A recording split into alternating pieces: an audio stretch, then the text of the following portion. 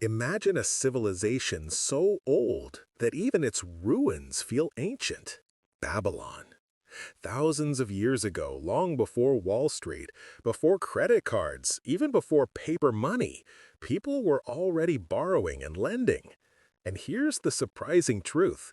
Debt crises are not a modern invention. From Babylonian farmers who borrowed grain to survive, to medieval kings financing wars, to modern nations drowning in trillions, the story of human progress has always been shadowed by the weight of debt. Debt is the double-edged sword of civilization. It builds empires, and it destroys them. It funds innovation, and it sparks revolutions. And no matter the era, the same pattern repeats.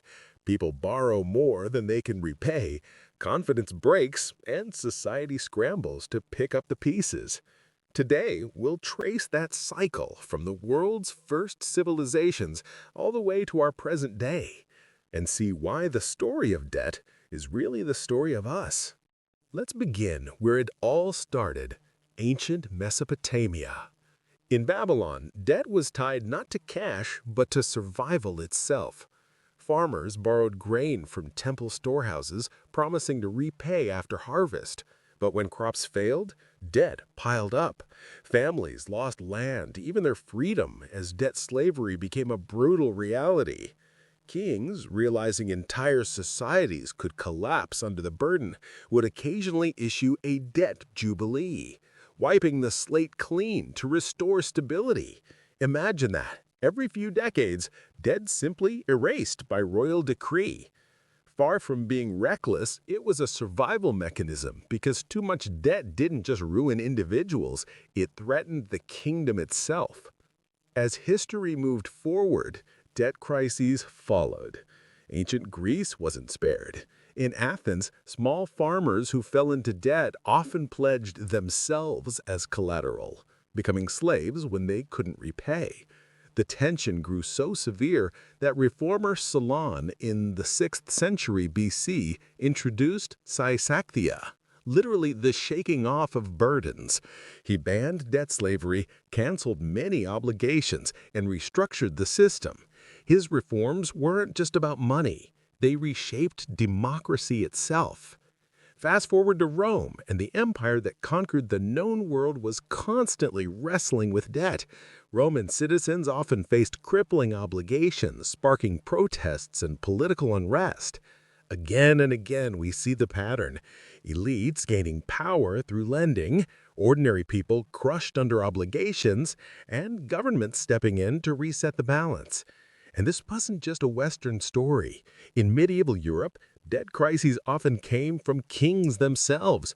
Monarchs borrowed from bankers in Florence or Genoa to finance wars and castles. When they couldn't repay, they simply defaulted, bankrupting entire banking families. The Bardi and Peruzzi banks, once among the richest institutions in the world, collapsed in the 14th century after European monarchs refused to pay their debts. But that wasn't just about money owed, it was about power. Those who controlled lending often controlled governments, and when debt toppled banks, it toppled entire economies with them. By the time we reached the early modern era, debt crises became global. The 17th century saw the rise of stock markets and government bonds. Nations like Spain and France borrowed heavily to finance endless wars. Spain, despite its flood of New World silver, defaulted repeatedly, teaching the world a bitter truth. Even empires can go broke. By the 18th and 19th centuries, the world was entering the Industrial Revolution, and debt took on a whole new form.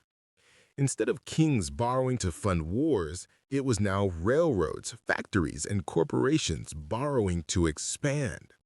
Credit fueled rapid growth, but as always, when credit expands too fast, collapse follows. Take the railway mania of the mid-1800s in Britain. Investors poured money into new train lines, believing profits would flow forever.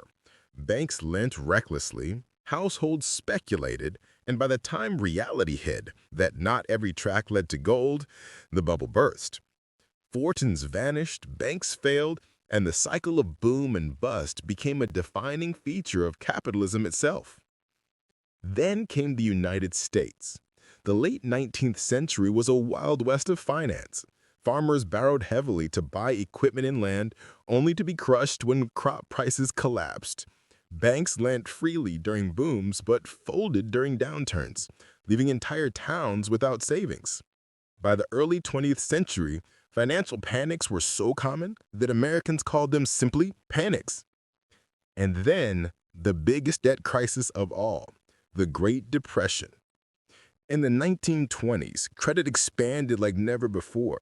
Ordinary families could buy cars, radios, even stocks on margin, meaning they borrowed money to invest in the stock market itself. It worked beautifully until it didn't. In 1929, the stock market crashed. Prices plummeted, loans couldn't be repaid, and banks collapsed. With credit frozen, businesses shut down, unemployment soared, and the global economy spiraled into despair. Governments scrambled for answers. In the U.S., President Roosevelt introduced sweeping reforms, deposit insurance, stricter banking rules, and massive public spending to restore confidence. Around the world, leaders learned a hard lesson. When debt collapses, it's not just a financial problem, it's a social and political one. The Great Depression reshaped the global order. It set the stage for World War II, after which a new system was created, Bretton Woods. Nations tied their currencies to the US dollar and the dollar to gold. For a time, that seemed under control, governments carefully managed borrowing, and growth was steady. But even this system couldn't last. By the 1970s, the US abandoned the gold standard, and debt once again surged untethered. Suddenly, countries could print and borrow in ways that were previously impossible. Credit cards spread into households, mortgages exploded in size, and debt became the backbone of everyday life. And once again, crises followed. The 1980s saw Latin America plunge into a debt crisis after borrowing heavily in US dollars, only to be crushed when interest rates spiked. Entire economies, Mexico, Brazil, Argentina, teetered on collapse. The 1990s brought the Asian financial crisis, triggered by speculative lending and sudden currency crashes. Debt had gone global, and that meant when something broke in one country, the shockwaves could ripple everywhere. And that brings us to the modern era. The 2008 financial crisis proved debt excesses could nearly topple the global system.